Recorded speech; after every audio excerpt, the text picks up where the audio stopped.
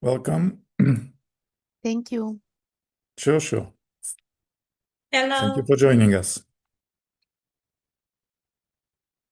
We'll start in a minute.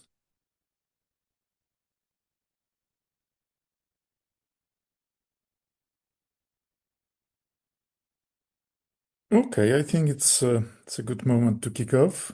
So good morning, everyone, and a very warm welcome to today's SIPTA webinar titled Psychological Safety in Teams, Foundation for Trust, Innovation and Performance. My name is Grzegorz Galusek, and I am one of SIPTA key experts, and I will be your moderator throughout this meeting. What we will talk today about, psychological safety, is it's not just a leadership trend. I think it will be good to realize that. And I would say that it's one of the strongest predictors of team performance, learning, and innovation. And I think it is especially relevant for mission-driven organizations like ours, where people work under pressure, navigate uncertainty, collaborate across cultures, functions, generations, even expectations. And to be able to work in psychological safety, we need a certain cultural shift in organizations that we will discuss today in details. But before we begin, a few practical points. Let's move to okay, good. The webinar will last 100 minutes. The session is being recorded.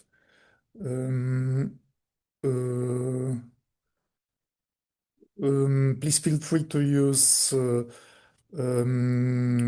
the chat and the question and answer box at any time, and we also encourage you your questions, reflections, and examples. We will also use a few Slido polls to make the session more interactive, so please stay engaged.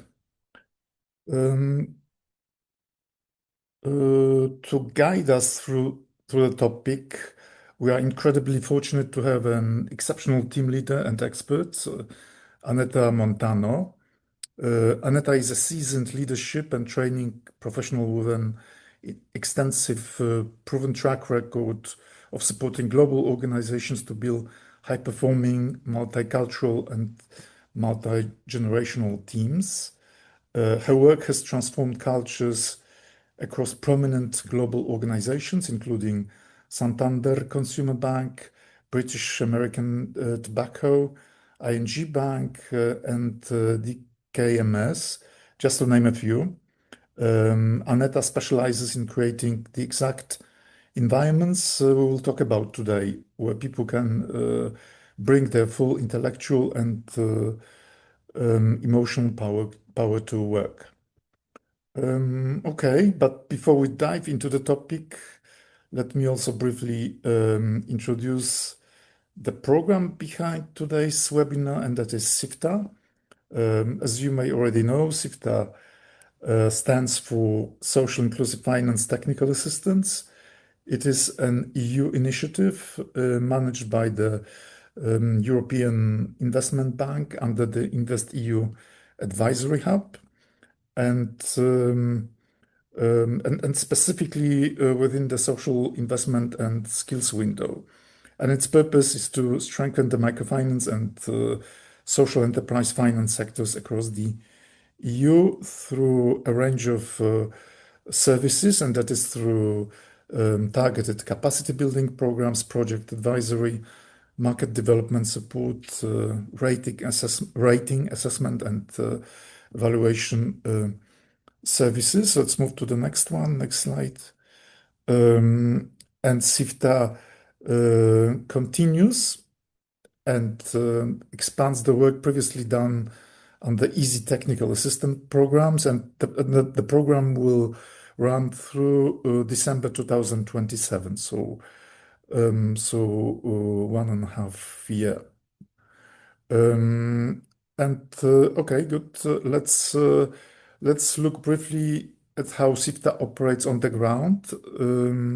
Geographically, this initiative covers the entire EU 27 space, and the core beneficiaries of the program include microfinance providers such as banks and non-bank microfinance institutions, social, but also social enterprise finance providers like impact investors, investment funds, incubators, and accelerators.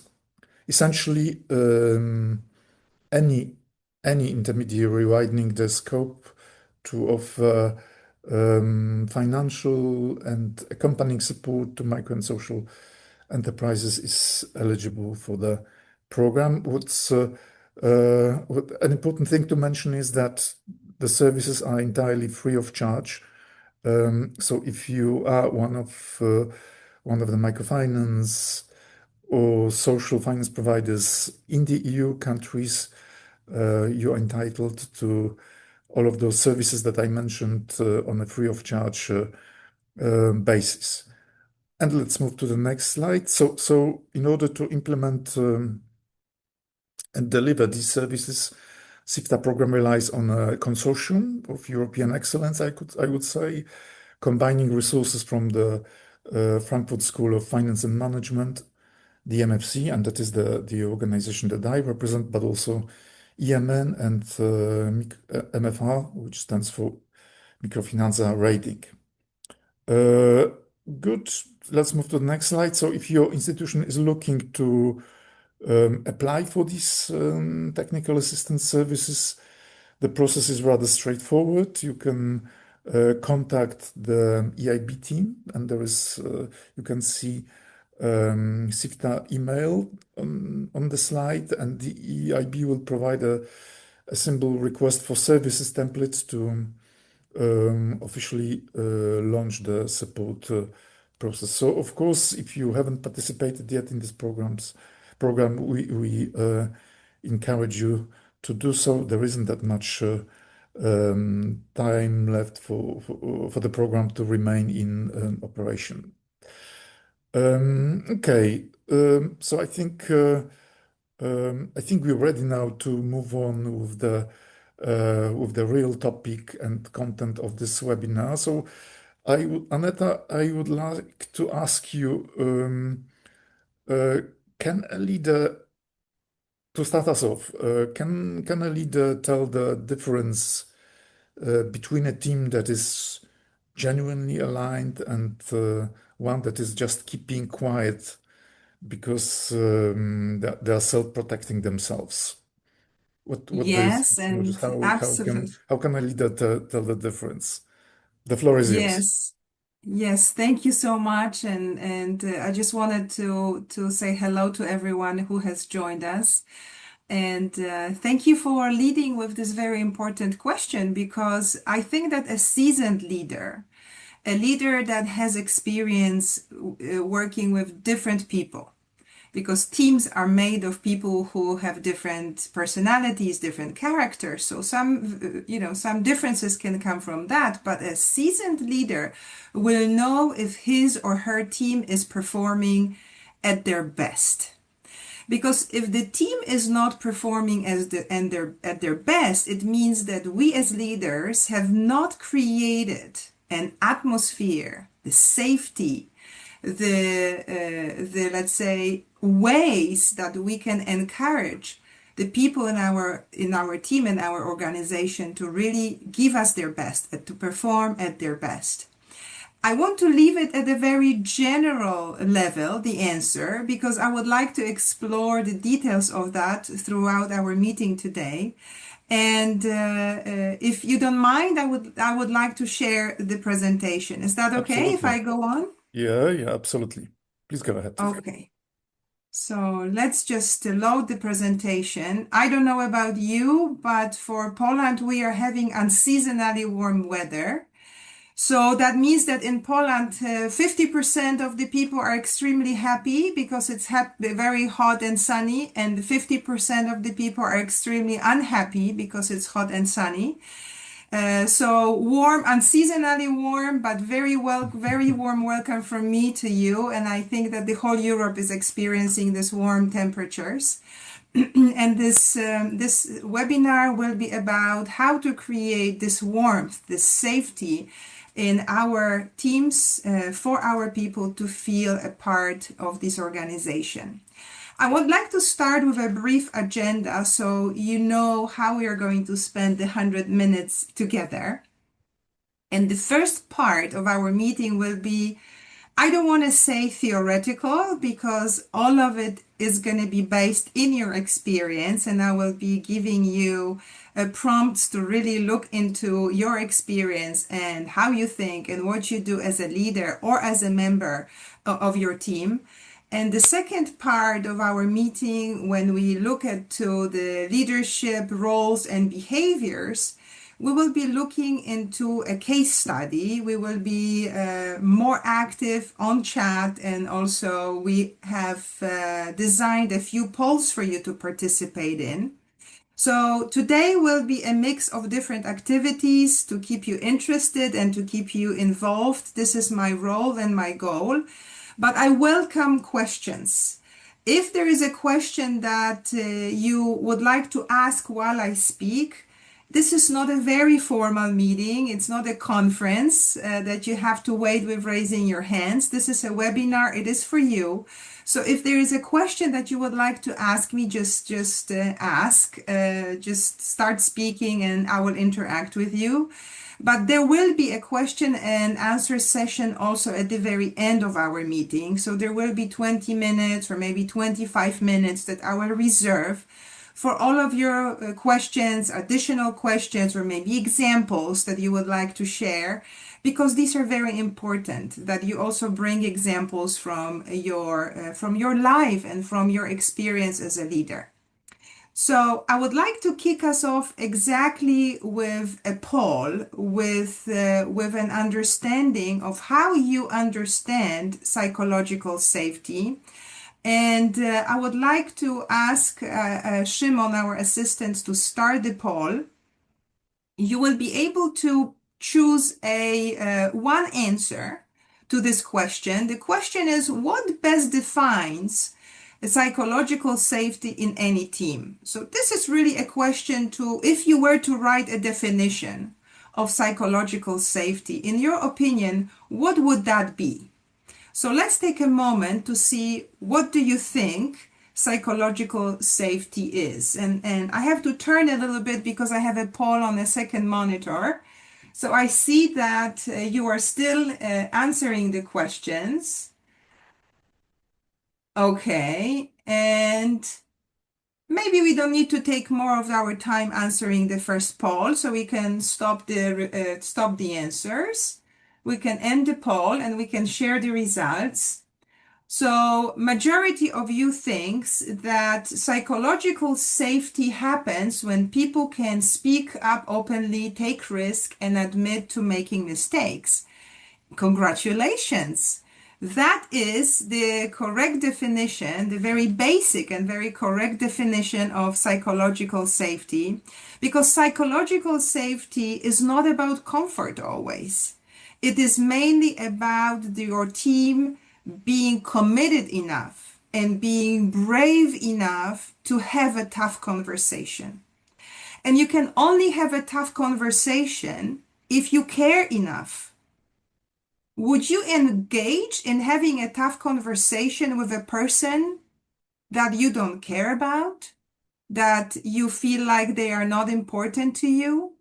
The same happens in our organizations. The tough conversations, the speaking up, taking the risk, only will happen when people care enough, when they care enough about being part of the team, when they care enough about the organization, and when they care enough about standing their ground as well.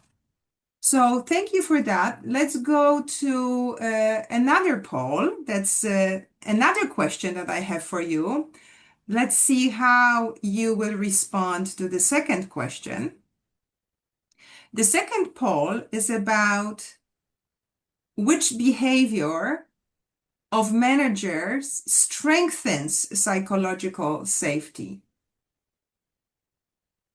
So which one do you think strengthens psychological safety in organizations? Take a moment to look at the answers: using non-threatening language, postponing difficult conversations, encouraging input from all voices, or being supportive and friendly. Which behavior, in your opinion, encourages more psychological safety? Okay, here you are probably a little bit more divided. That's good. So let's take another few seconds just to collect your answers. I think that we can close this poll as well. We don't need to spend too much time.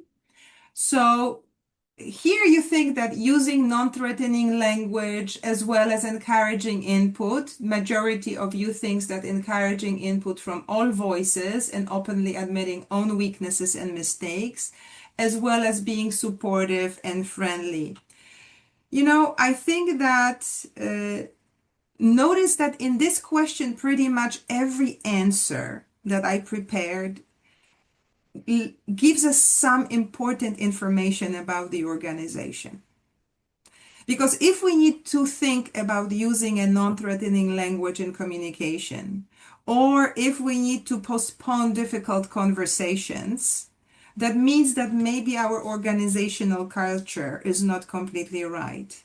If people don't talk about their mistakes, we are not learning. If we don't talk about risks, we lose foresight.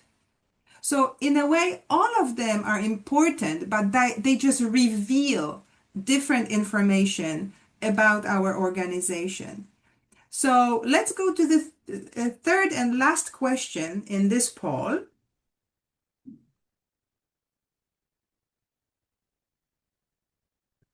Okay, I hope you can see it already.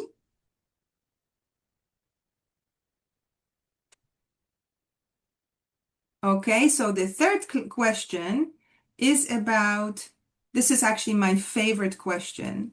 And this question is, what is least likely to be openly discussed in your team?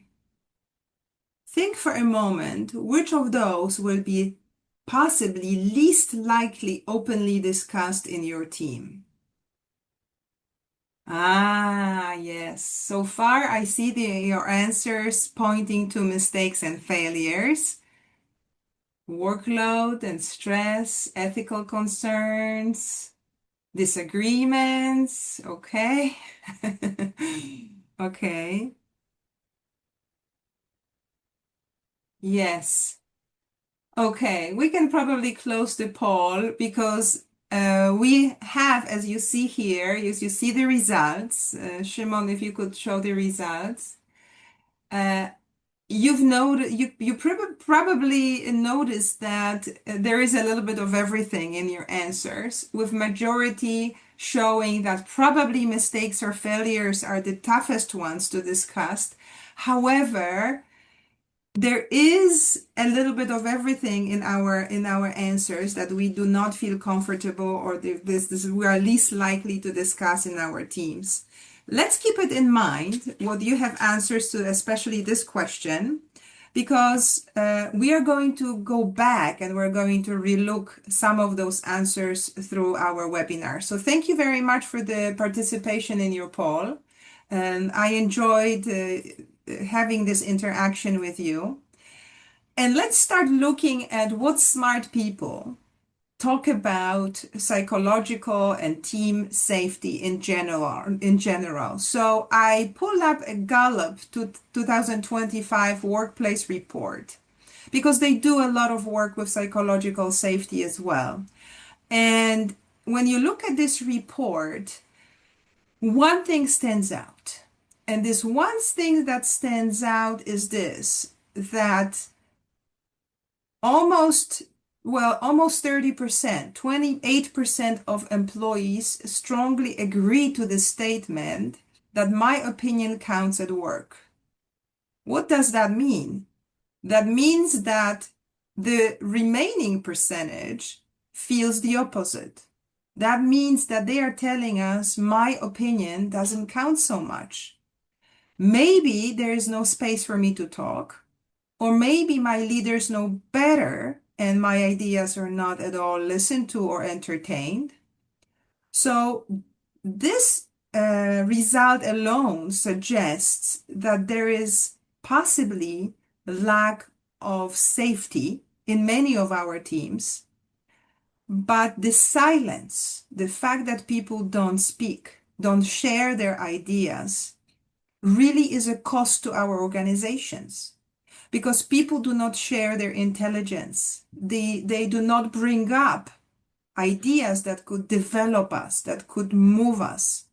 And this suggests that there is a presence of risk if I speak up. Therefore, I do not speak. So this limits the intelligence that we have access to. This limits the interactions that we're actually having that would be helpful to growing our organizations and to growing unity in the team that feels safe and feels responsible for the organization. So we cannot talk about psychological safety without having, let's say, a definition. You have given me a definition of psychological safety at the very, very beginning, and it was a correct one.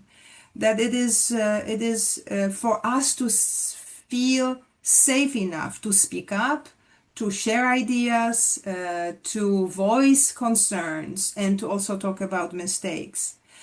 But some managers that I've met before thought about, and when we started working with them, they thought about psychological safety, that it is all about feelings, that this is just a soft thing, that it's only about feelings. And actually, I can tell you today that is not about feelings, and it's not soft at all, because psychological safety is all about performance. If there is no psychological safety, there is no performance. And I will prove it to you if you don't believe it. So this element is so key and so important that if we don't pay enough attention to that, our team's performance will be either suppressed or over time reduced, or we will never reach the performance goals that we as leaders have the ambition to reach, or our organization is asking us to reach. So it is not a skill, it's not a skill alone, it is a performance-driven element. It's a culture that is actually implementing our better performance standard. So as I promised, I'm going to be also looking into your experience. And this is the first moment that I'm asking you to sort of look into your own experience, into your own past. Remember a place or an organization or your previous employer, previous boss, and remember, please, why maybe in some of your experience before, you didn't feel like sharing, or you didn't feel like speaking up, or you feared punishment. Why was it? Why didn't you do those things? I do not need you to write the answer. I'm just asking you to start thinking based on your own experience. Because, without what's needed, without the psychological safety, lack of fear, full acceptance, understanding that I am important, that I can take risk that will not end up in punishment. Without it, people stay quiet. Without it, people hide the risk. Without it, people do not innovate. Without it, people do not report mistakes. Therefore, we cannot improve. Only with it, only with psychological safety, with high safety, as you see here, the nice drawing from the book of Amy Edmondson, people are challenged. People learn, people contribute, people really care about performance because that becomes important to them. And if you have never read about it, I recommend that you go back and I will send you the link with the additional materials that you go and find information and read information about Google Project Aristotle. This was a project where Google spent over 2 years and worked with 280 teams on 250 different parameters. And Google is not as, very much interested in soft things. This is an organization that's very much technical and performance driven. But what they have been able to prove through this study is that the safety that is created in the teams was the leading element of innovation. If there was no safety, there was no innovation. There was one important sentence that came out from Project Aristotle, and that was this. And I'm quoting now from this project: the whole is greater than the sum of parts. So the engaged team, all the people who contribute better and worse ideas, it's much better than having few very intelligent and very good experts. It's never better. It's always better to have a team which is contributing towards development. I will send you a link to, if you are interested, to read up about this project on what they found out, because it is excellent read, and I think you will find also some inspiration for your own team, and how maybe you can take a fresh look at what's going on within your team and your organization. So when we go down and we look at those elements of psychological safety, speaking up and feeling encouraged and growing and innovating, it all boils down to balance between those 6 elements. And I want to talk to you about it just briefly, because I think that it's quite important that we understand what it is and what it isn't. So psychological safety is not at all about only safety and only comfort and accepting silence. We already know that. And it is not about lowering our standards to please people who don't want to contribute. That's also not about that at all. Because we do, as managers, we want to be efficient. We want to grow our organizations, and we need everybody. We need participation of every single person to create the bigger sum. Remember, the sum of everyone is bigger than the elements. So safety versus accountability, it's not about being easy on people. It's not about accepting, it's too hard for me. That's not about it at all.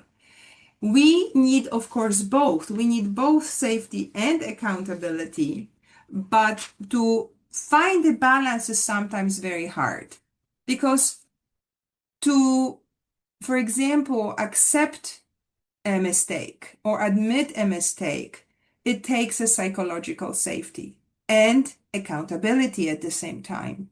So we need to be careful as to how we navigate between those two. Sometimes we need to create more safety, and when team is performing well, we need to create more accountability.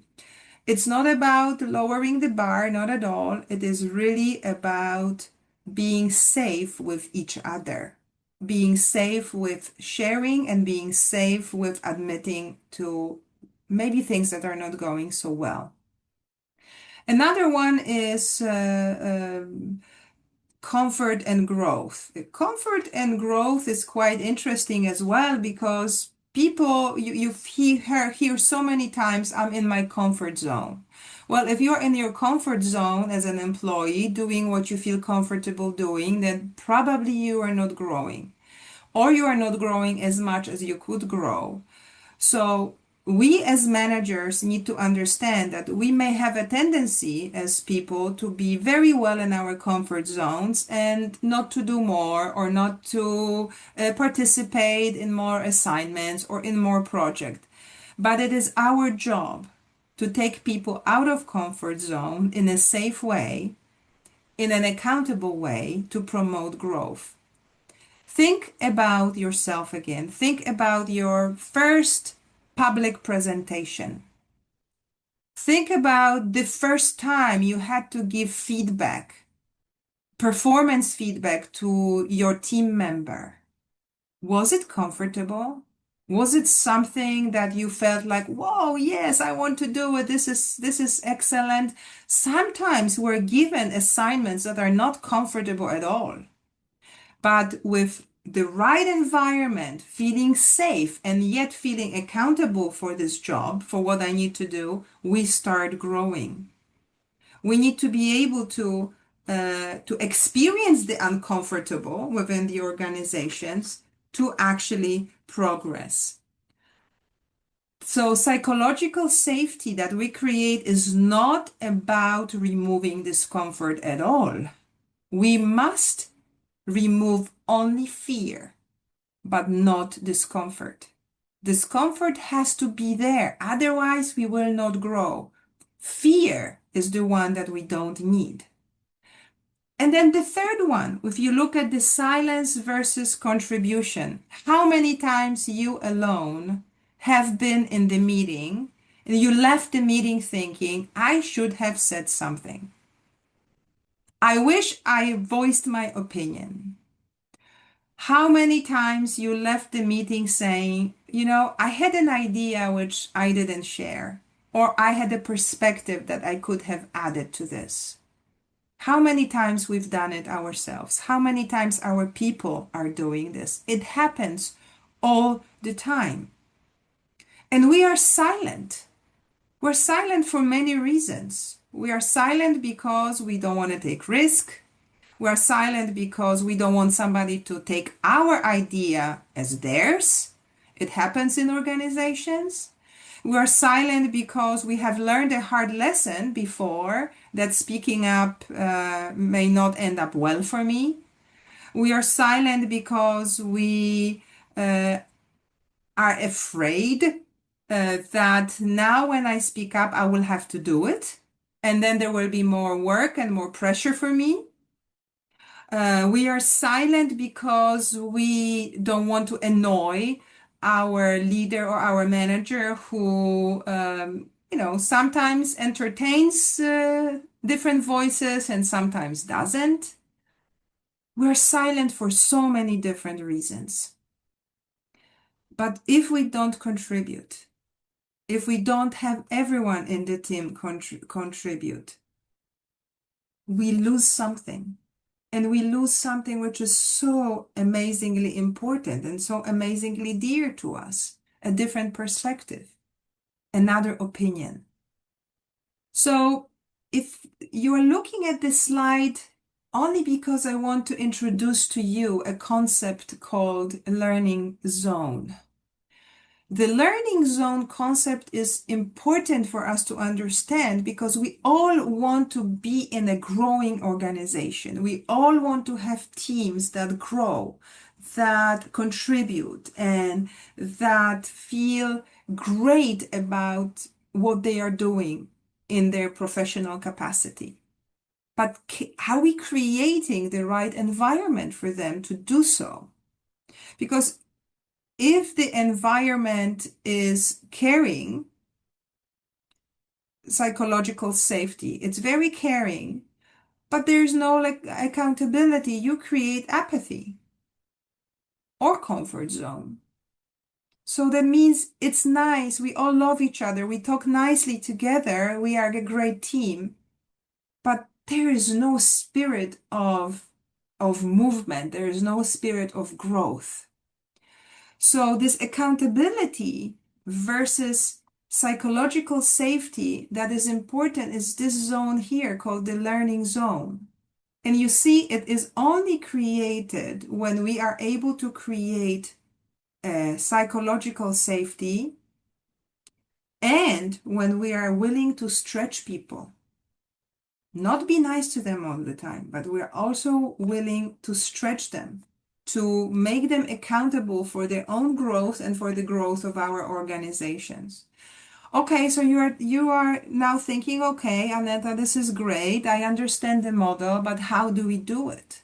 It's easier said than done.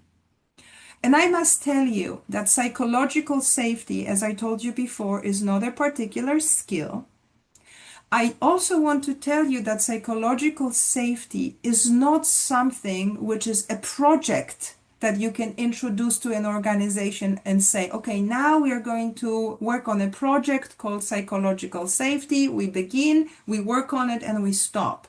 That's also not it. That's also not the way to introduce psychological safety to organization. Psychological safety and accountability is built off of you, my dear leaders. It's built off of your behaviors. It's built off of your comments. It's built off of your facial expressions. It's built on how you are with people every day, in and out, in the tough and when things go well. That's how you build psychological safety. And how do you build accountability with it? Well, you cannot build accountability if you do not have first psychological safety. It's like a domino.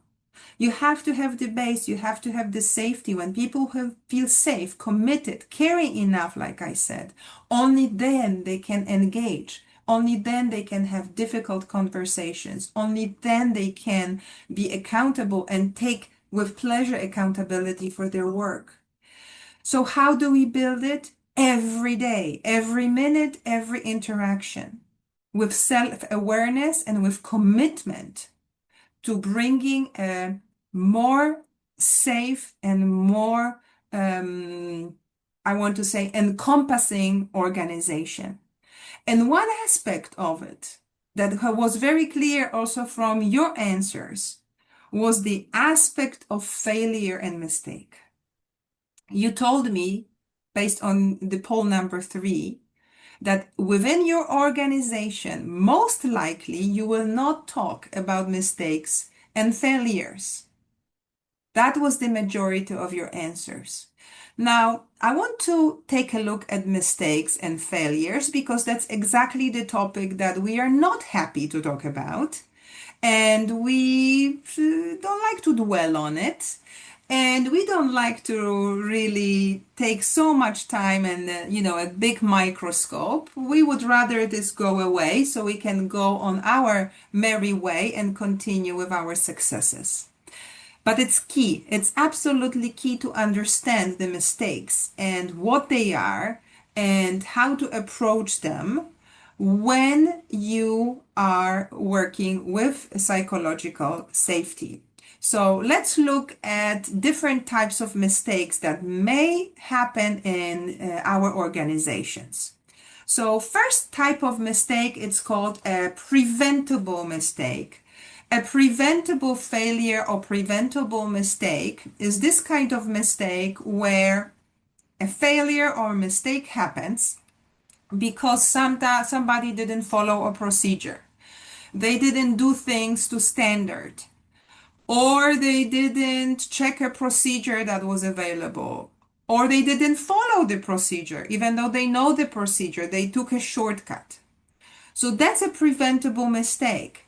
When we miss a deadline, when we deliver a report with mistakes, when we didn't listen to instructions and we've done it another way. How do we deal with preventable mistakes? We coach for performance. This is where you as leader come in with your coaching questions. Not with your finger pointing, this was wrong, you've done wrong. That's not the way. The preventable mistakes you need to resolve with coaching. Coaching is based on asking people questions. So you could look through these questions, of course, for facts, but also for enhancing performance. So what happened? Why this procedure was not followed? Tell me what happened. Please, I want to understand. Give me a better understanding of what was your process. What were you hoping to achieve? And then move on to commitments to the future. So what are you going to do in the future to prevent this mistake from happening again? what can you commit to, or what can we do to support you? Coaching for performance is the best response to preventable mistakes. Let's move on to complex mistakes or failures. Complex mistakes or failures are different type. They are not the simple ones that come from not following a procedure or doing it a substandard, for example. This comes from different factors that we didn't take under consideration and different events that may have led to it. And we couldn't really predict 100% the outcome. So when a complex mistake may happen or a complex failure may happen, for example, when there are many parties involved, when there are many loose parts and we're relying one on another and then somebody else, and then maybe there's external party that comes into the project. It could be that certain environmental or context issues have changed and the people were not aware of the change. So the complex mistakes are those mistakes that we really couldn't 100% predict, that if we do that the mistake may happen. So, for example, if you are designing software, or if you are working with the client and you come to some conclusion, but then the client, for example, forgets that there was something else that was important and they didn't disclose it in the process, we can give a wrong advice or wrong direction to the client. But they didn't mean to, they just forget to tell you something that for you was very important, and mistake happened, the failure happened, the project wasn't a success. But it wasn't preventable in a way, in the same way like preventable mistakes. So here you take a different approach as a leader. Here you work with the people on those types of mistakes as investigate and learn. So you want to collect as much information as possible. What really happened? Not who did wrong, but what really happened? What circumstance threw us off? Collect information and learn from that. But the third type of mistakes and failure is the one that you actually want to encourage in your organization. That's the type of mistake that grows your organization. We're talking about discomfort and growth. That's it. Encouraging intelligent failures, encouraging intelligent mistakes. And why you want to encourage failures and mistakes? Because these mistakes, the intelligent mistakes, happen when people try out things, when they try something new, when they want to try a new way. Maybe they want to test a new policy, or maybe they want to test a new way to take care of a client, or maybe they want to contribute into an existing process with a new idea. When they are willing to stretch, when they are willing to take accountability, and they sometimes fail. Sometimes they don't do too well. Sometimes the mistake that they do is costly. But you know what? Those intelligent failures, if we didn't have them, that means we wouldn't have innovation. If we want to keep it safe, we will not innovate. These intelligent failures are the ones that give us innovation. Those are the ones that we actually want to encourage in our organizations, because they are piloting new things, because they are testing new products, testing new ideas. We need to celebrate those initiatives and really be wiser because of the learning that comes out of them. So intelligent failures and intelligent mistakes are very different than the preventable and even the complex mistakes. You want to have them. You want to encourage them in your organization. So, And Annette, if I could interrupt, absolutely. which types of mistakes do you see most commonly in organizations or the organizations that you have worked for so far? That's one question. And there is another question from Nora that refers to the learning zone model. Let me read it out. If we know psychological safety does exist from consistent positive internal surveys, but accountability isn't there from observable behaviors, how can we reconcile that with the learning zone model? So Okay. the organization provides a lot of psychological safety, but there's no accountability, and how we can reconcile that with the magic learning zone model. Yes. Okay. So I will answer this question maybe first. Okay. So there could be two things in my opinion that are happening. One, are people giving us answers we want to hear in those polls? Are they really honest?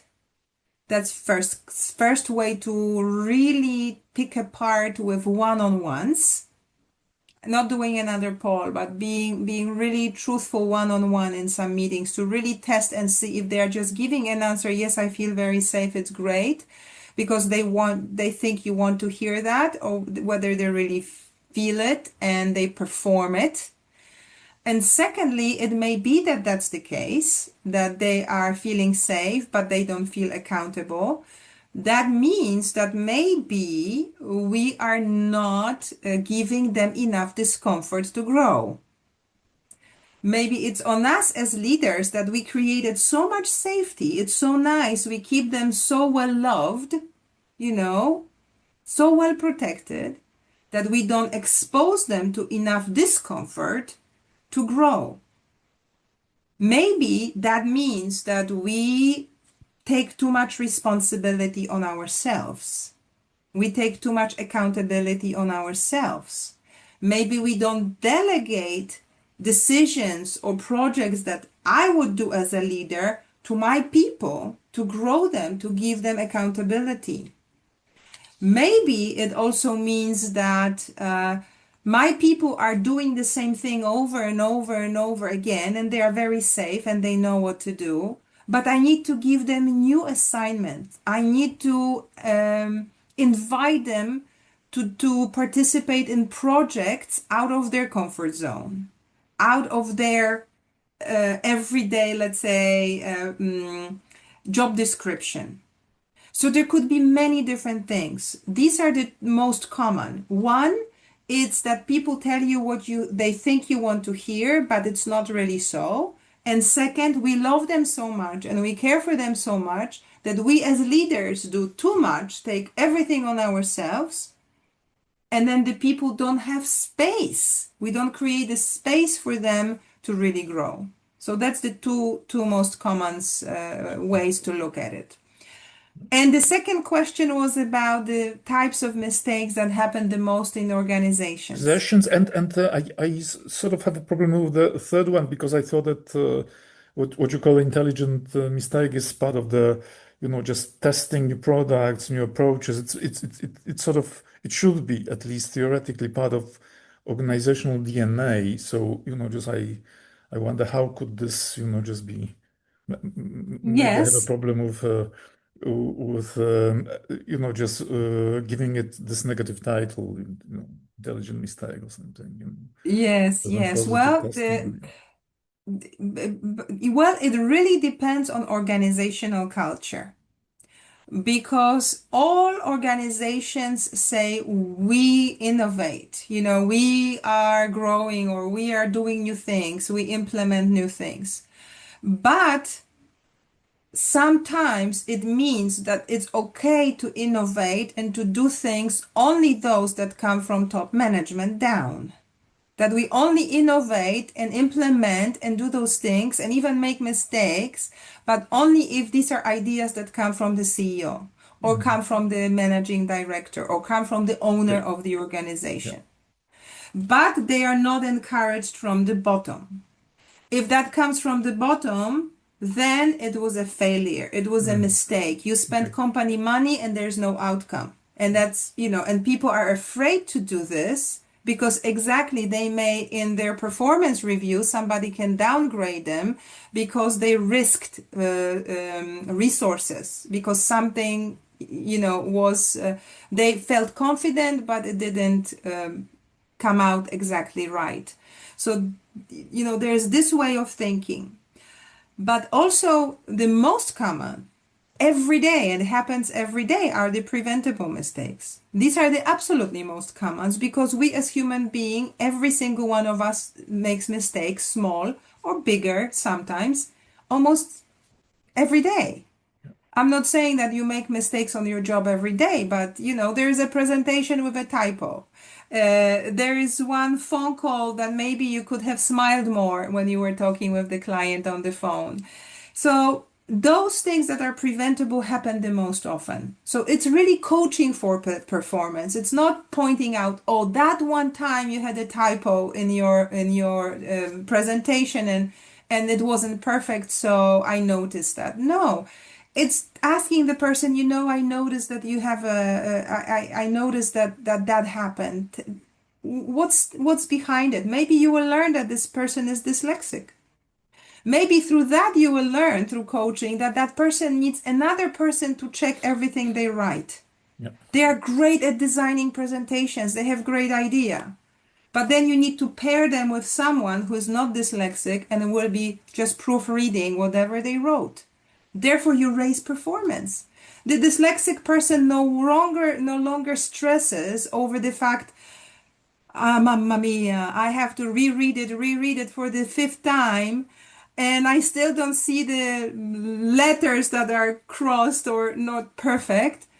They are actually relieved because they feel, okay, now I can be creative and I know that there is someone else that's going to read it and make corrections to the small mistakes that I'm making. Performance goes up.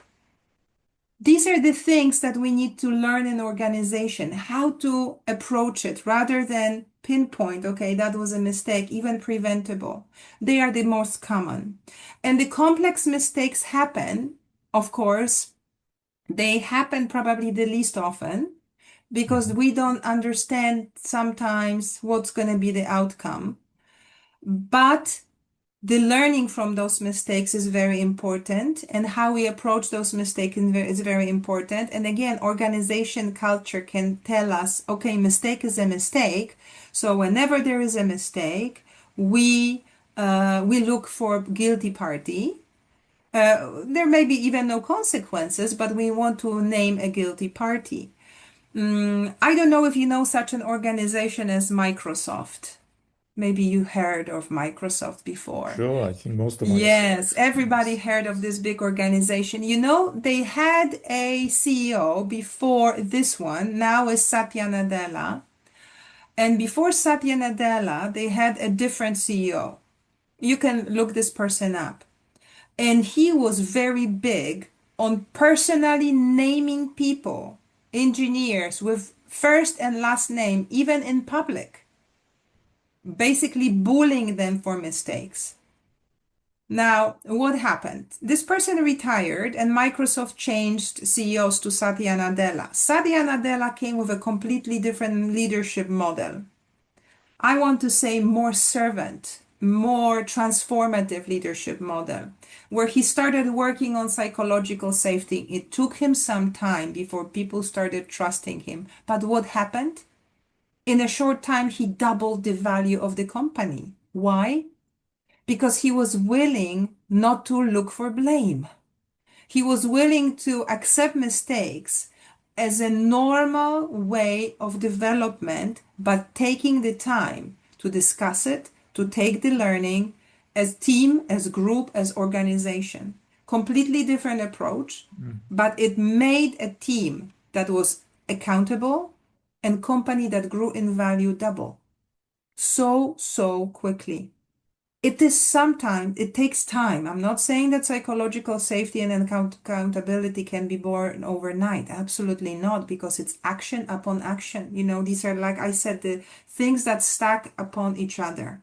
Every interaction, every smile or lack of smile, every question or lack of question. People read it. It's like, how can I give you a good example? It's almost like every day when you walk into work, you walk on a stage. Think of it this way. You as a leader, every day you give a performance on a stage, which is observed by your team. When you observe an actor on a stage, you don't only listen to their words, isn't this right? You also look at their body language, how they act, how they express their emotion. You are the actor. They are looking at you the same way. People are not only listening to the words that you are saying, oh, this is okay, this is nice, thank you. But they also read your whole expression. They also read your whole body. They know whether you are just faking it by saying, oh, thank you, it was nice, but you really didn't like it. That does not build safety. That builds distrust. You are who you are, and you need to be aware of how you, your body, your voice, your eye contact, your smile or lack of it, your question or lack of it builds psychological safety. These are tiny actions that compound one on top of another. And that's how you build it for a year. Because if you are consistent, people start to trust you and they feel safe. If you are not consistent, you cannot build safety because they see, okay, one day you are like this, the other one you are like that. How is she going to be today when I come? Is she going to be like this or like that? I cannot feel safe. It's very important. You are the actor. You are the one that they observe. They look to you, and you are the ones that tell them what is the proper behavior. And safety, having the failure and the mistake in the background that we're talking about, is also very much built on your reaction to those, to mistakes, to failures. Yeah. How you react to those. So I have a slide here for you. I don't know, have I answered all the questions because I Yes, cannot see super, them? super. Thank you so Okay, much, all right. Aneta. So let's move on to the next slide. And I have prepared a slide for you here where you are looking at the different questions that I've prepared. And I don't want to spend time now for us looking at those questions in great detail, but I want to spend time just asking you to please read those questions and take a moment to answer those questions in your head. It's almost like a silent coaching session when you are asking yourself these questions and you are giving yourself the answers to those questions in a very honest way.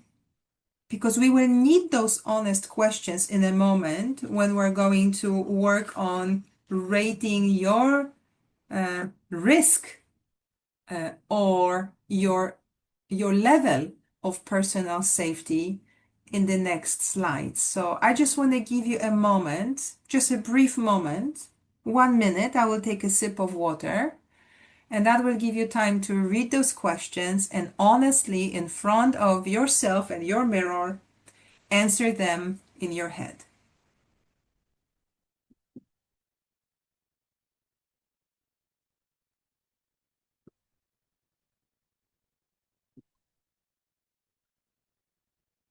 Okay. So we are moving on to a more practical part of our session. And this part will be, it's called risk scan, but it also could be called a health check. Okay, so whichever you prefer. It could be health check or a risk scan. But you will be given 4 polls. After I introduce 4 levels of psychological safety, and I need you to think about your team specifically when you will be answering those questions, okay? Think about the team that you are in, that you are working with, that you are meeting with every day. And the scale is slightly different. It's not A, B, C, D, but it's 0 to 10, where 0 means this thing, Aneta, that you're asking for does not exist in my team. 0. We don't do it. We don't have it. That's 0. Or, oh, yes, absolutely. We've got this. That's 10. We've got this. And also you can find yourself somewhere on the scale in between.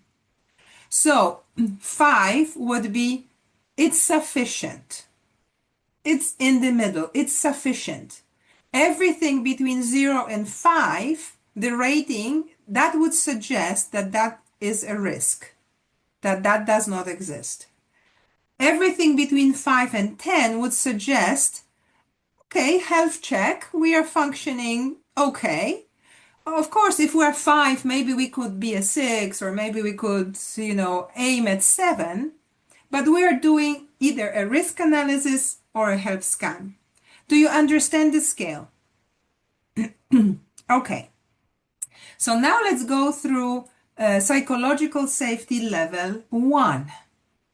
And after I talk about it, the poll will come up and you will be able to do your rating of your team. And we will look at it where everybody is. From that perspective, this is of course anonymous. Nobody is giving a name. Nobody is giving us a team. But it's important for us to know where we are and where we can go from 5, or where we can go from 7, or where we can go from 3. So stage 1 on psychological safety is where everyone on the team feels included, accepted, and respected. How does it actually work in a team? It is when we have very clear job titles, job positions, when we have an authority that we can display over our things, and when our bosses are not using their authority and their status symbols to basically, tell us in an authoritarian way, you do as I say, or we don't need you here. Everybody is respected, everybody is accepted, everyone's personal differences and experience is celebrated. We regularly connect as people, either in person or online. Everybody knows their name. Everybody knows a little bit about our personal life, a little bit about our history. Everybody feels good about sharing even, some personal things. I have children, I have a dog, my mom is sick, things like that. We just build this kind of team. I would like the first poll, please, to be shown from 0 to 10. Please rate, how do you feel your team is performing on inclusion safety? Inclusion safety, stage 1, inclusion safety. We will never use this information against you. It's just for you to learn and to see how your team is functioning. Very well. Okay. Super. A lot of 6s, a lot of 8s, some 5s, which is good as well. That means that you are doing well, but hopefully you will recognize some areas that you can maybe implement some new things from today's meeting. If you are at a 10, that's congratulations. Congratulations. A lot of tough work went into it. I guess we can end the poll. Thank you so much and show the results. There are some 1s as well. Good. I'm glad you are here. Those who are below 5, I'm glad you are here. That's exactly why we do it. If everybody was a 10, I wouldn't have a job. So I'm glad that we were able to look at that. And there's always an answer. Okay, so how do I change it? So how do I work on level 1, inclusion safety, to make it better? I will share with you those slides. You will have answers to or ideas to every one slide that I'm showing. But because we don't have time, I'm not going to go in great details of those. because I think that you get it. Ask for input, include people, share your personal ways. You have to start sharing as a leader for others to be sharing. You need to set the example. You need to be available and approachable. You need to be able to say sometimes, oh, I have a headache, or I worry about my son, to bring the example that that's okay to sometimes talk about the things that are very personal. If you have your ideas, you can generate them and write them down right now so you don't forget them. Just take a note, write them down, how to generate this personal safety in your work environments. I want to go to stage 2, which is called learner safety. Learner safety, it's a little bit different than the inclusion safety, because the inclusion safety is more on a personal level. I as Aneta, I as person feel valued, feel understood. People know my name. They want to have coffee with me during the break. We talk about vacation. We talk about, my ambitions maybe. But this stage, the second stage, is different. This is the learner safety, where we feel that everyone can make and share mistakes, when we feel important because we are sharing outcomes, and the learning outcomes are also important. We are learning together constantly, including leaders. So leaders are not just saying, okay, so, it was not right. You guys go figure it out. You hash it out between yourselves. And then, no, I participate because I own the mistakes as well. Your mistakes are my mistakes. And I also make mistakes. So when I make a mistake, I talk about it and I tell you, okay, this didn't go right. We are having honest feedback. Best if it's not delayed, not once a year or every 6 months or 360 or 180, I don't know. But when this happens, we have time to talk it, and you feel safe to say, I really don't know how to do it. I don't know. I don't know. This is the learner safety. I would like the poll to be shown. We are using the same scale. All right.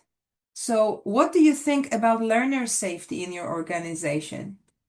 Okay, a little, a little different here, but still very good spread, very good results between 3 and 9. That's fantastic. Learner safety between 3 and 9 in your teams. Okay, we have a lot of 4s, a lot of 7s. Good. Okay, I guess we get the idea. We can stop the poll. We can end the poll and share the results. So as you see, this one is a little bit different. We are much better at creating this inclusion safety, the personal safety. We're good at it because we love people, we like people, and we like to interact with them. That's great. But in a professional settings, we need to also look at different types of safety, and learner safety is one of them. Okay, how do we create learner safety? Some ideas to share with you, and you will get the slides you can leave. So focusing on solutions rather than looking for blame. Talking about risks and failures, and giving your own personal examples as well, and participate, dedicate your time to learning, not only the team. Make learning contagious. Make learning a priority. If you have now an idea that popped into your head, oh, maybe I could do this, write it down so you don't forget it, because it's easy to forget after the webinar. Write down your idea how you could maybe change or improve the learner safety in your team, in your organization. Okay, so let's go to the next one, and it's called contributor safety. Contributor safety is yet another level of psychological safety. Contributor safety is when we're talking about this kind of accountability, right? It's not only I feel safe, I feel good, it's nice, but accountability. Now we move on to this area of being able to contribute and feeling accountable. Everyone is working with enthusiasm and passion. Teams are solving problems. They are not just completing tasks. There is a difference between completing tasks that you give them, but when there's a problem, they run to you. Or they run to some other, wait for meetings that we can solve the problem. No, they have enough trust between themselves and enough trust from the organization that they can actually solve the problems. Well, sometimes they will do it well, sometimes there will be an error, a mistake, but still they solve the problem and there is learning, even if they didn't do it right for the first time. It's like with learning anything that we learn in our lives. First time, maybe you've done something in your job and it wasn't 100% perfect. But then you've done it second and fourth and fifth time, and the fifth time maybe it was brilliant. Same here. They need to have an ability to fail. If you don't give your teams ability to fail and take a wrong decision as a team, only protecting them or you giving them solutions, they will never learn. They will never be more accountable. Everybody works with autonomy. Everybody feels like I know my job, I know what to do. I don't know a steering committee behind me or a micromanager who's going to tell me do this, do this, do this. Questions are being asked. People raise questions. They are naturally curious. They want to know.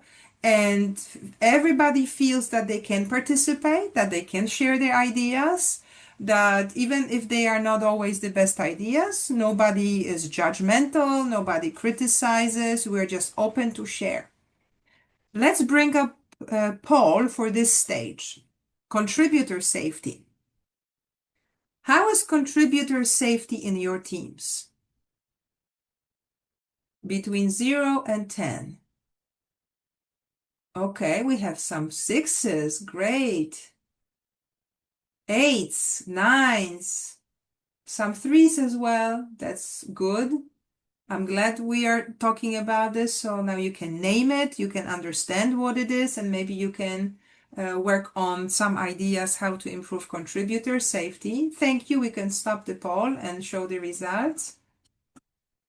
Okay, very similar to previous poll. However, there are more 6s here. So we are somewhere in the middle. What are ideas for contributor safety? Let your people do their way. Delegate, set clear expectations, and then get out of the way. Get out of the way. Let them fail. Let them experiment. Let them feel that they are accomplishing something. How pleasant it is to have an idea, do it, and do it well. And then get a praise. You want to work more. You feel accountable more. That's the secret here. Let them do it. Let them fail safely or let them succeed.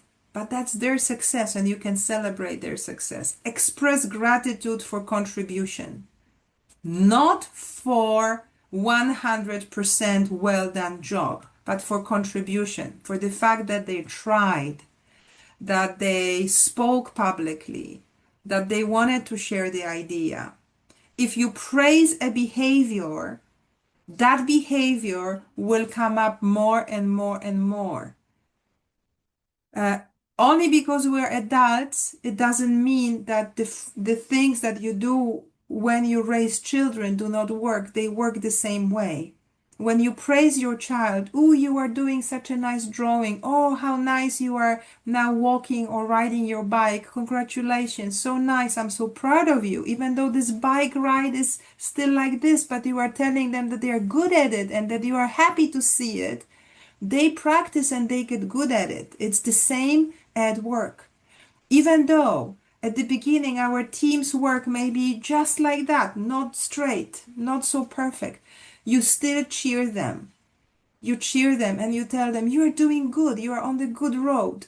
Get out of the way. Let them fall off the bike once and then be there to pick them up and cheer them and set them off again. Really listen, be present. If an idea came up to your head now, how can you do something different? What can you do different? What can you contribute to change this contributor safety in your organization? Write it down now, because you will forget it at the end of the meeting today. And there is stage 4. That's the highest level, the most challenging. The level that says, I can disagree with my boss. I can openly disagree with my superior in a respectful way, but I can disagree and I can tell him, maybe you overlooked something or maybe you are not right. Challenger safety. How do you know if you have challenger safety in your team? Everybody's voice is listened. You can challenge your bosses. You can talk about bad news. Teams are comfortable sharing with top management half-ready ideas. Those disruptions, the things that are really, really bad, are not taken personally and people don't suffer consequences. Teams are not tackled. They are not tackled down. What they do is they take a problem and they have the authority to try to save it. You can challenge ideas, you can challenge policies, you can challenge the way we've done it always. You can challenge and say, this system really needs upgrading. It really doesn't work. I know IT said it's great, but it's not great. And I want to tell you why it's not great. How much challenger safety do you have in your team? Let's please start with our last poll. I need to check the time. It's okay, we still have time.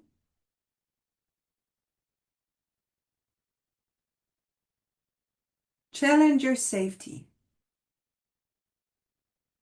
Okay. And normally this is the one that's always a little bit lower.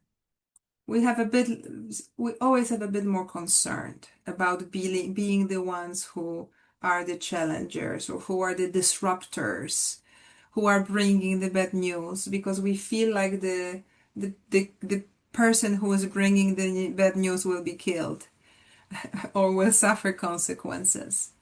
Yes. Thank you. We can end the poll and share the results. Is there anybody at 10 or 9? No. Okay, we're all somewhere in the middle in challenger safety. Challenger safety. Give permission. Start discussion or meeting by reminding people that it's safe space. Honest opinions are welcome.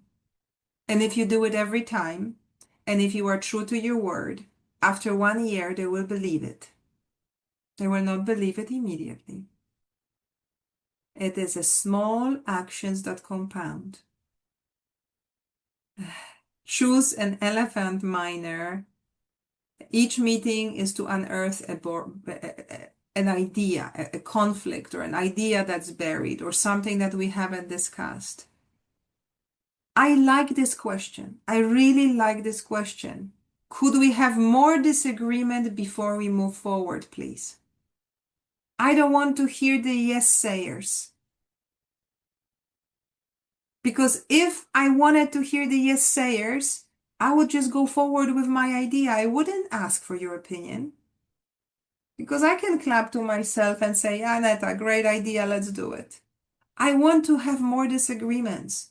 I want to hear what might I have missed, what I have overlooked, and consistently encourage that.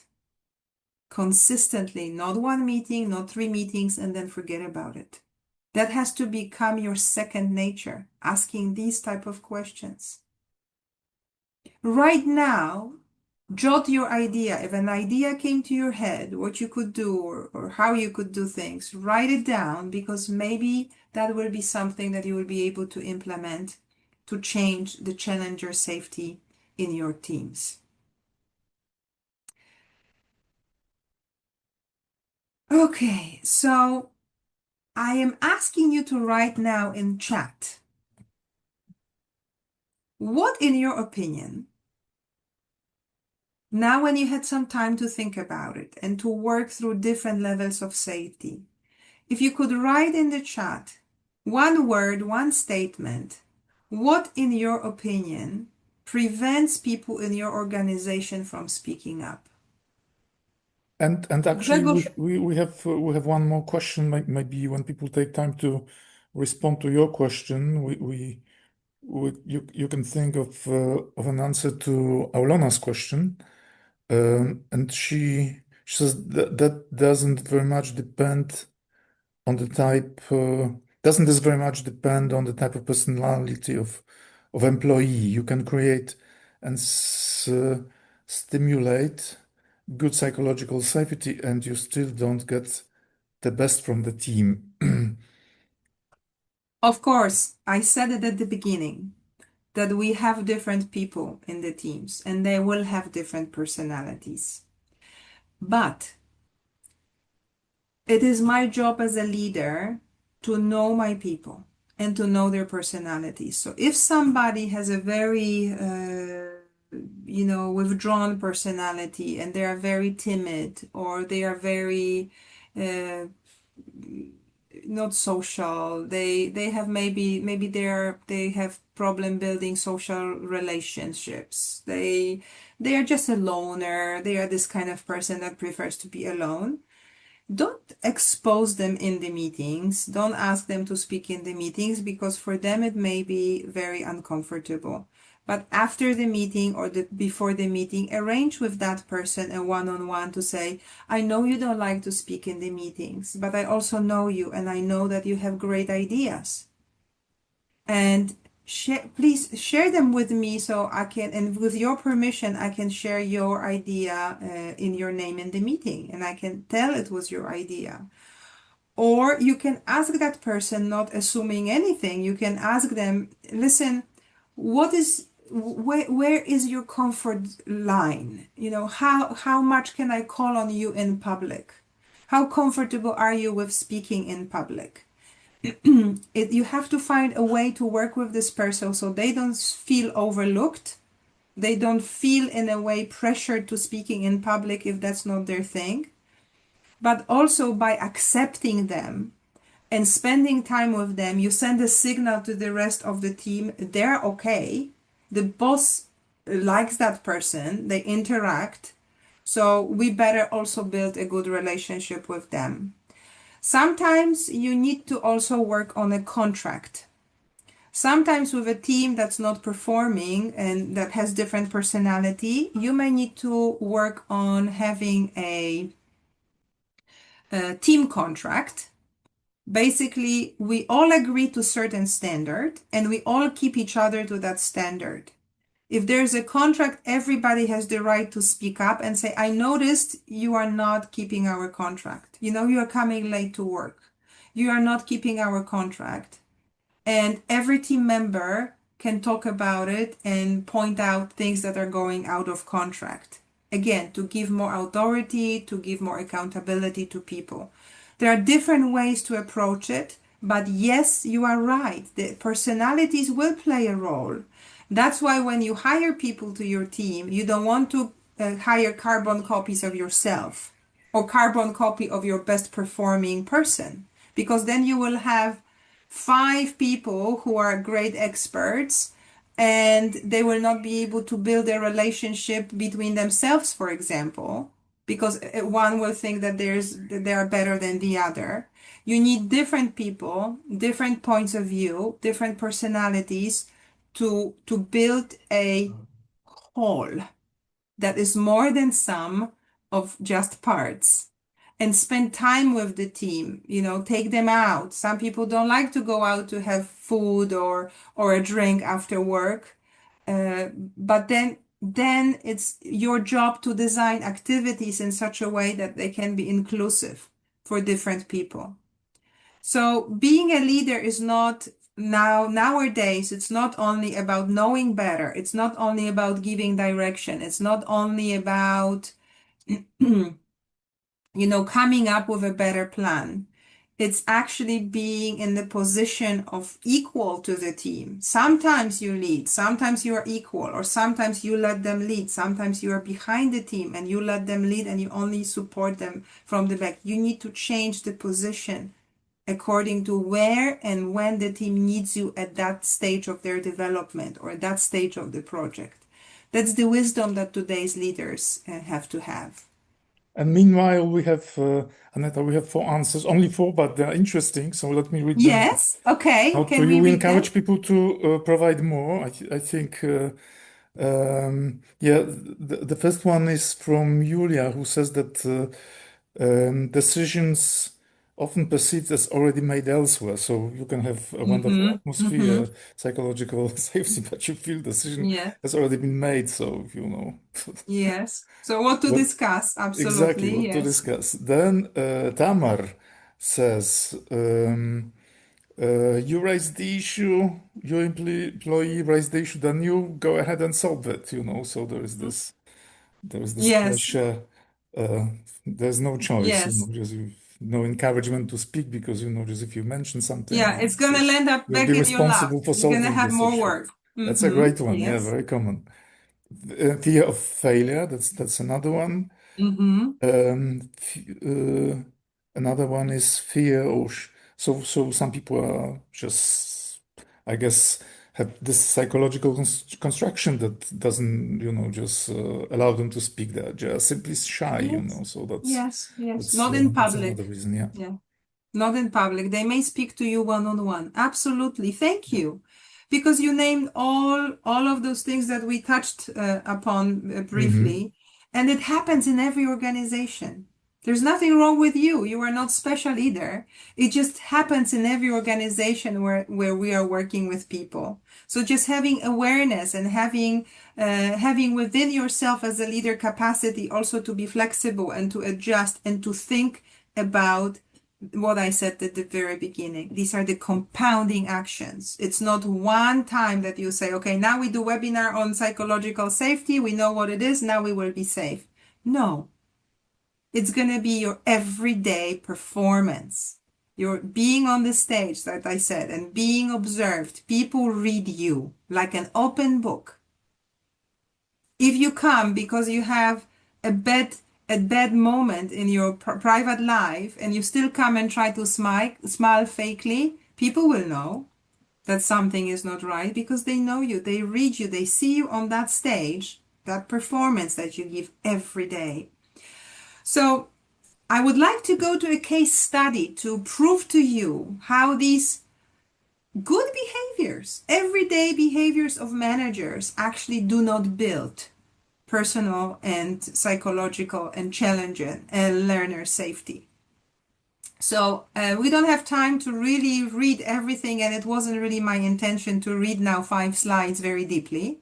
But I want to give you a context of a case study. This is a team that's working under pressure for weeks on a project that is highly visible, it's intense, and it's costly, and it's very strategic. And they have a team leader. Her name is Marta. Marta is liked. She's an experienced leader. Team values her. She's calm under pressure and she's highly knowledgeable. That's our context. And we are seeing a glimpse of a meeting which is happening on Monday morning. And the team is meeting online. And there are 10 people in the meeting who are meeting.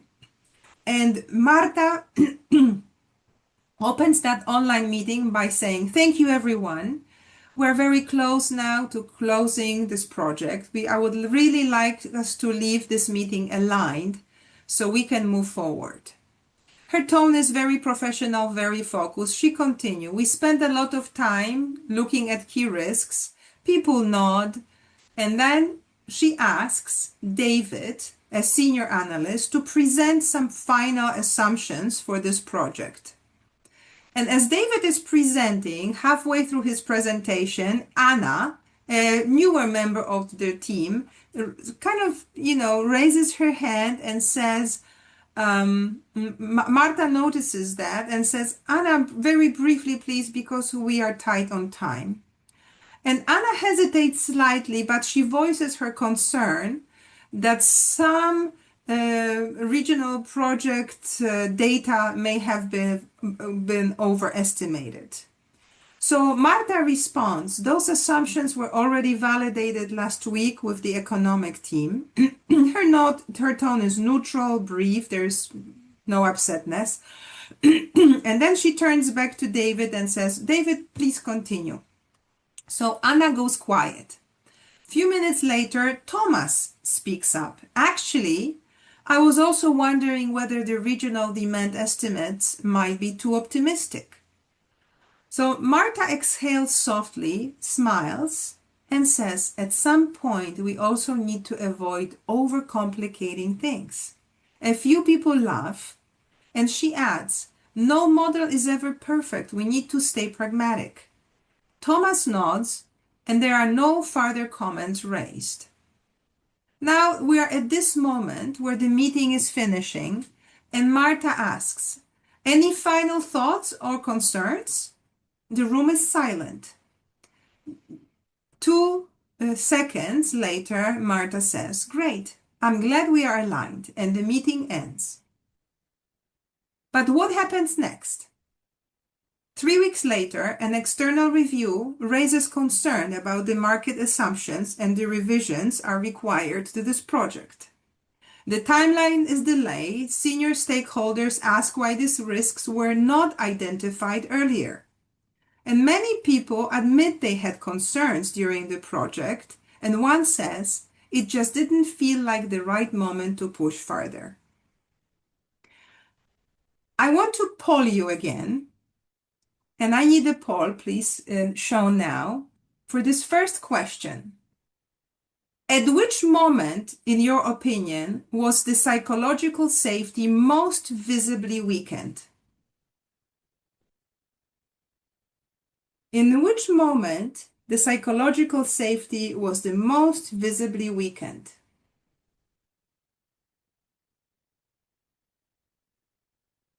Opening remarks. Assumptions, the silence, quick close. Throughout the meeting, yes, different answers. Marta's response to Anna, the quick closure.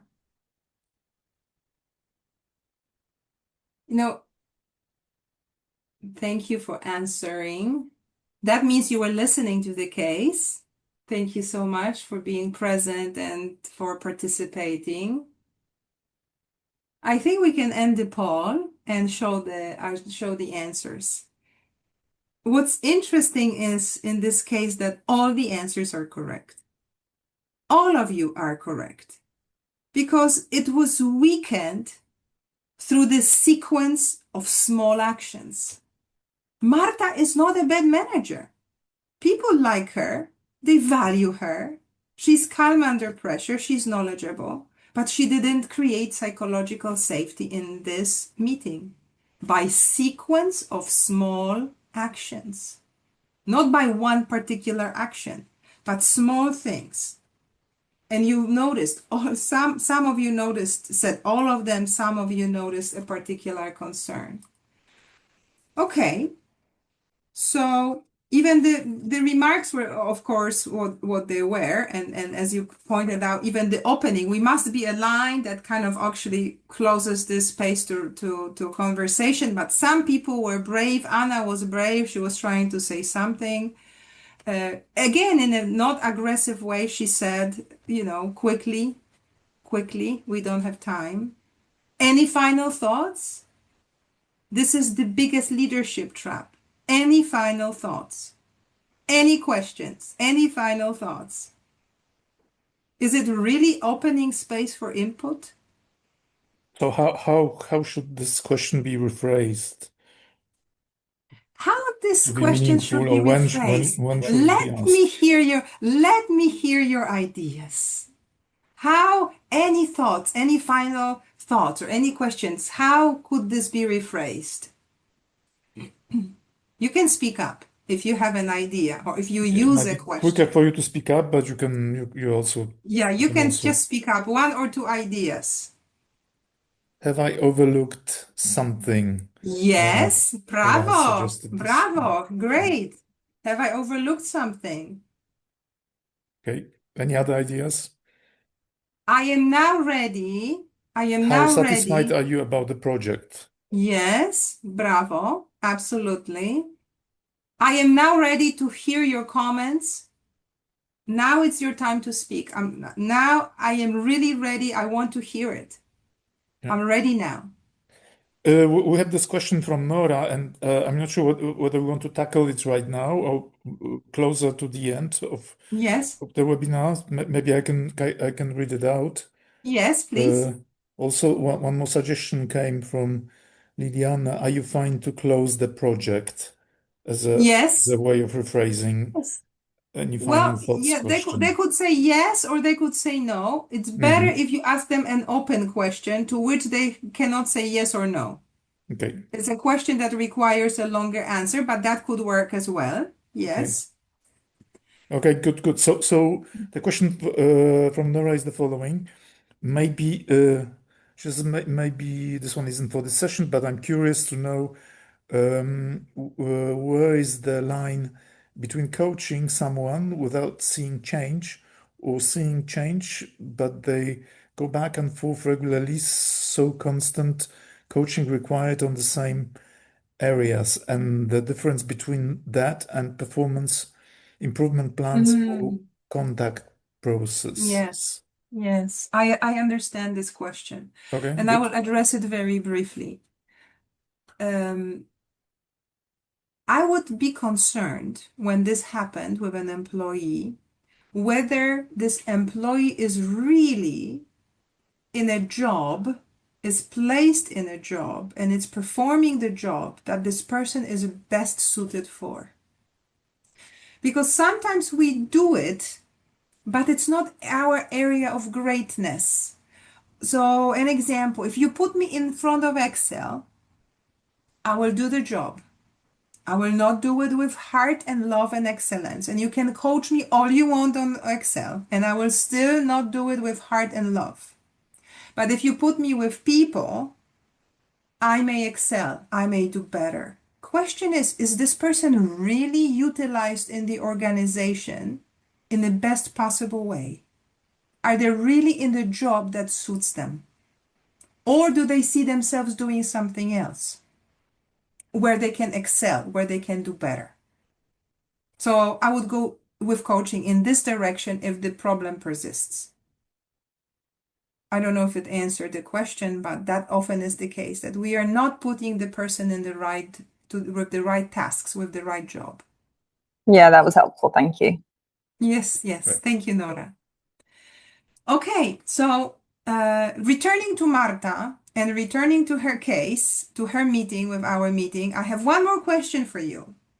What leadership behavior would most improve psychological safety in this meeting? What do you think? And you can probably choose one that you think would be most important.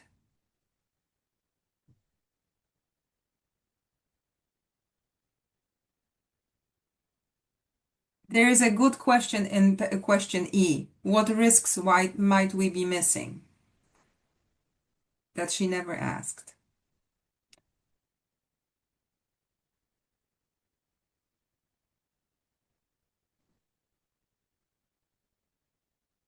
Yes, you're answering, slowing down, asking about risks, asking to challenge the proposed decision, separating this agreement from like the commitment. Okay.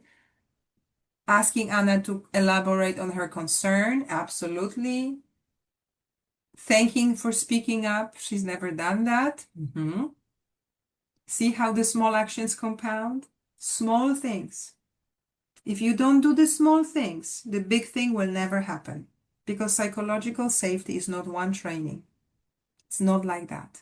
It's just the consistent small tiny actions, things that you do at home with your children, at work with your employees, with your friends. Whether you build trust and safety, it's going to be through consistent compounding actions. We can end the poll. Thank you so much. Show the results. And the answer here is this. There's not only one correct answer. She could have done all of those things in a way that would express her concern and her interest. But we could group those things into categories, right? She could do something from the category of curiosity, being curious about other people's idea, asking Anna to elaborate, exploring Thomas's concern, or asking what risk we might be missing. Curiosity is one of the strongest signals of psychological safety. When people raise concern, and at first, and then you are curious about it, you ask them to elaborate, then they feel safe to speak. There is different category, the category of inclusion. Remember inclusion that we briefly spoke before? So it's encouraging the quieter voices, asking others for opinion, being explicitly inviting for review or for views. So we often hear the same people. And a lot of times they are the people who agree with us. We need to encourage others to speak and basically say, I want to hear everybody. This meeting is about hearing everybody. We take the time because it's important for me to hear everyone, every single voice, every single one of you. Third category could be element of vulnerability. So acknowledge that there is uncertainty about the numbers. She sort of did it, but pushed it. Another team checked it. Well, it's not our problem that if there's a mistake. Does it show the accountability? It doesn't even show accountability on the leader's part. And, addressing the concerns. Yes, we can be wrong. When leaders admit that they don't have all the answers, when leaders admit, yes, we can be wrong, it encourages others to speak more freely, to contribute. There, we could also group things into deliberate pause, meaning building space, giving space, slowing down, not saying, okay, there is little time, speak up now or never or forever hold your peace. Summarizing the concerns, give the time. If people feel rushed, if they feel that they will not be heard, they will not volunteer. They will not contribute. I had a boss, a supervisor once in my life, that every time I went to his office to speak with him, he was looking at the monitor, he was typing furiously, and not even having eye contact with me. How can I feel encouraged to share? Even though he was a great boss, I liked him, we had a good relationship. But if there is no contact, I feel rushed, I don't feel important, I don't want to share. So we're getting to closing because I know I want to leave you a few minutes for questions. But I do want you to understand that I will miss this slide. I just want you to know that these are small little things that we are doing. Any final thoughts? Before we close, what concerns or risks have we not yet discussed? We have already done that. Help me understand your concern. You don't even have to say briefly, but you can say, help me understand your concern. We're aligned. Silence doesn't mean we are aligned. Silence doesn't mean that people don't want to say anything, but why they are not speaking. So micro actions. Political safety is not built through company policy. Company policy that says we are psychologically safe company. It's not going to do any good. It's not going to build psychological safety. So if you are taking anything out of my speech today, anything out of this webinar, I want you to take this one thing. There isn't one big thing we can do for psychological safety, because we need to do hundreds of little things every day, every week, consistently to build it. We need to watch our tone. We need to watch our pause. When we put a pause where we speak, we need to watch our facial expressions, our wording. We need to watch our language, how quickly we move on, how quickly we close discussions, how do we gesture, how they see you on that stage every day, how they see you. That's how you build psychological safety. So the 5 high impact ideas for psychological safety that you would build consistently every day are ask open questions. Not the questions that you can answer yes or no, but questions that I know open. Thank people for speaking up. Respond with curiosity. Tell me more. What have I not noticed? What was most important for you in this project? Admit your own mistakes. Invite the quieter voices. I do want everyone to speak. It's so important for me. Let's hear everybody in this meeting. And this micro behaviors that I'm talking about, that practicing them every day. Some of the best practices are here. Pausing before responding. If you respond too fast, it means I know, I have an idea, hear mine. Make eye contact, nod, show you are present. Ask always a follow-up question. If somebody comes to you with something, don't just give them an answer. Don't just jump into an answer. But you can say, tell me more. That's interesting. Tell me more. Or how did you come up to this conclusion? Always ask a question. In the meetings, don't always ask, let's say your favorite people speak first, or the ones that are the highest in the ranks of the organization. Rotate who speaks first. Invite them. Publicly recognized candor. Publicly recognized people who are contributing. All we're doing is we're just trying to be efficient as leaders. None of us built organization who is not safe on purpose. None of us. I don't believe it. I believe that all of us want to have organizations that are efficient and running well. But sometimes we forget about these micro behaviors and these micro actions that compound, that build on one another. And language, don't forget the language. Language is one of the most powerful tools of bringing about change and talking about psychological safety in the organizations. It's a very high impact element that can be easily changed. When you look at those, which one are you guilty of? We're guilty of all of those sometimes, but which one are you guilty of the most often? You are wrong, maybe. Or does everyone agree? Instead of saying, does everyone agree, you can say, who sees it differently? And leave time. Don't just after 2 minutes or 2 seconds close and move on. So here is my decision, and you have to do it like that. That's why these people don't speak up in organizations. You told me that. Well, if the decision comes from top, why should I speak up? So maybe you say something like, my current idea or my current thinking is this. What perspective am I missing? Or what have I not considered yet? Or what has not been considered with this? This is the idea we get. Great. But what else is in there? Let's talk about it. What else is in there? We're not undermining the idea that comes from the top, but we're asking, what perspective have we not looked at? What we have not considered? Think about the language and what is in there. So before we go, I would like you to commit to something today. I would like to commit in front of you and in front of us to one thing that you will do to build more psychological safety. I would like to see those commitments in the chat.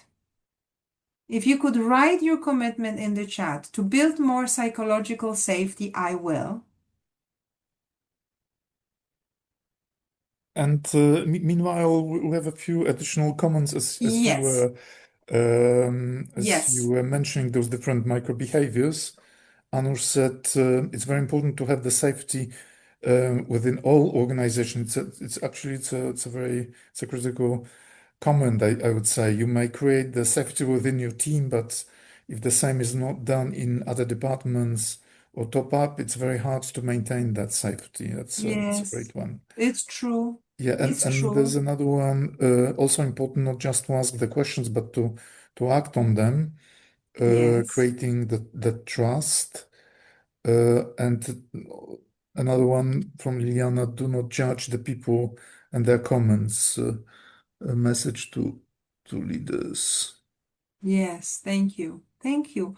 All Message of from it the is true, and I appreciate you sharing it and bringing your experience. Thank you. I agree 100% Yeah. with all of those comments, and it shows me that you are very experienced and seasoned leaders. And yes, the whole organization needs to be safe for your team to be safe. Okay, So, and there are some responses to your question. yes, Some yes, maybe we could responses, read a few commitments. before we go to more questions. Yes.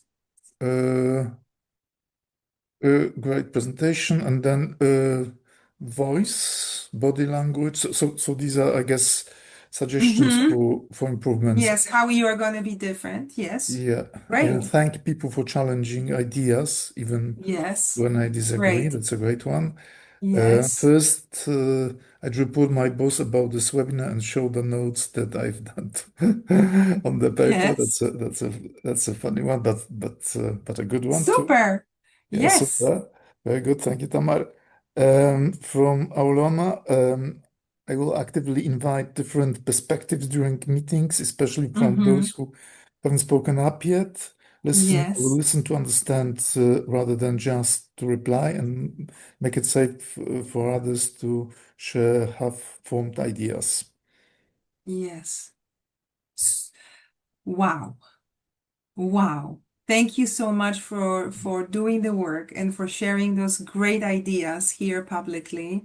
We hold you accountable for those commitments that you have made, but it's not us. It's your teams that hold you accountable for those commitments that you are making. And I just want to leave you with a final thought, and then we'll have 5 or 7 minutes for more interactions and questions, and then I will be ready to engage with you with your comments, examples, and more questions that you may have. The biggest risk in organizations is not what people say, even if they are challenging, is what people don't say. Because many times there are two meetings that are going on. The meeting that's going on and the meeting that's going in people's head. What they are really thinking, what's really going on there. Our biggest challenge is to have this gap between this meeting and the meeting that's going in people's head bridged. For people to really feel that they can speak up, that they can be honest, and that they can share everything. So every day, through your actions, small compounding actions, those moments where they look at you, they look at some facial expression, they look at your body language, or you ask questions you didn't follow up, or they may feel that you judge them. All of this will add or take away from psychological safety. It's created by conversation, it's created by meeting, response by response. It's created by presence. It's created by your attention. It's created by your participation. It's created by your vulnerability and your openness. So I thank you very much for today, and I thank you for being active and present. And I'm And ready we still now to have end. a few minutes for Yes, your questions. yes. So if you have I'm ready to engage with any final questions or questions or comments. maybe comments that you want to make, feel free to make yourself visible. But also, please put add your comments or questions to the chat function. Let's see if anything is coming.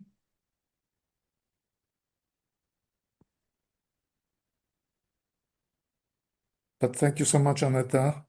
I do have one thing that I wanted to say still.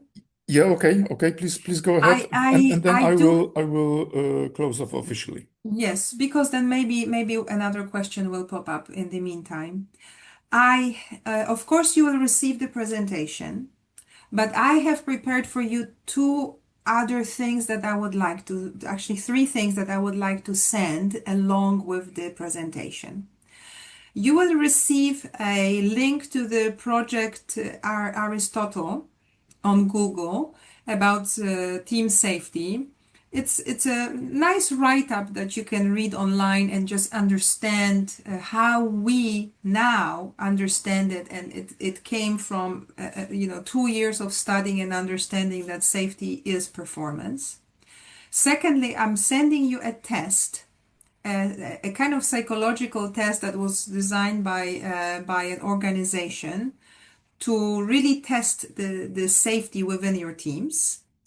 You can answer this to test yourself. You can invite other people to do this test. It's very simple. There may be 20 questions and then you get some results that you can then discuss as a beginning of discussion in a team. And the third thing that I will send to you is a material from another book, Team Safety. And that is a material that has been designed for a team meeting in that topic. So you will have like a ready material to do a team meeting on a team safety that really walks you through how you can address it, how you can have a team meeting and a conversation. So all of those materials I will be sending along and you will be receiving them from me. And if you feel like using them, use them. If you don't, it will be just for your information to see what they look like. So this is all from me and I'm here for you. We still have time.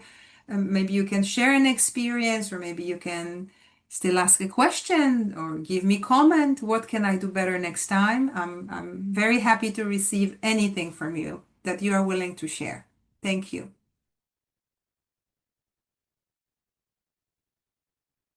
Grzegorz, you are muted.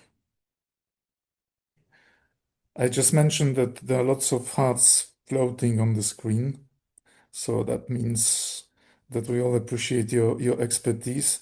Thank you so much for walking us through what psychological safety really means, not being nice, not avoiding conflict, but it seems more about creating a climate where people feel safe enough to speak up, take risks, and learn together. So for me, the good news is that it's that this psychological safety is built in moments. So you don't need any grand strategies. For most things, we need special corporate strategies, but not for this one. It's a pause, follow-up question, tell me more, or thank you for raising this. So these are small actions, but they can change everything. So thank you Absolutely. so much for your openness. It's a thank you to all participants for your very active participation, for your reflections today, and